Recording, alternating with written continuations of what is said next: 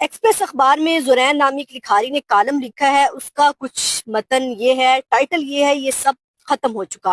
اقتدار میں بیٹھے بزرگ مرد خواتین کے لیے اب صرف پیغام ہے، نئی نسل کو اب خریدا نہیں جا سکتا۔ آپ جتنے سیمینار کر لیں، اسکول اور کالجوں میں جتنی بھی حب الوطنی پڑھا لیں، اب یہ کام نہیں کرتا۔ حب الوطنی تقریروں سے نہیں، انصاف، برابر کے مواقع اور بنیادی سہولیات سے ملتی ہے۔ جنریشن زی اور آنے والی نسلیں سب کچھ دیکھ رہی ہیں۔ انٹرنیٹ نے انہیں وہ سچ دکھا دیا جو آپ چھپانا چاہتے تھے۔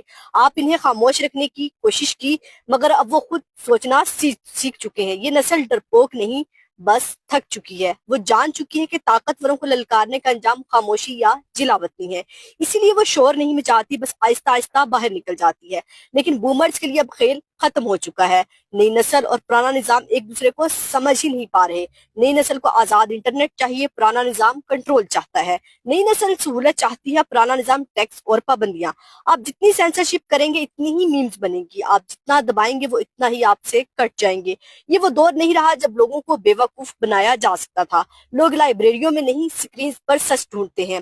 اور جب آپ کو احساس ہوگا کہ کوئی سن ہی نہیں رہا، تو وجہ یہ ہوگی کہ جنریشن زی نے ہیڈ فون لگا لی ہیں۔ اگر حالات ناقابل برداشت ہوئے تو آدھے لوگ ملک چھوڑ جائیں گے اور باقی آدھے اپنے آپ کو میوزک سنائیں گے۔ بومر سن لیں، ہم تھک چکے ہیں، آپ کی کہانی ہم نہیں خرید رہے۔ تو مطلب یہ اس پورے کالم کا لب لباب یہ ہے جو آج کی جو ہے حالات پر بالکل فٹ آتا ہے کہ لوگوں نے اپنے آپ کے جینے کا طریقہ بدل لیا ہے، اپنی انفارمیشن کا طریقہ بدل لیا۔ آپ جتنا بھی سچ کو چھپائیں، سچ چھپ نہیں سکتا۔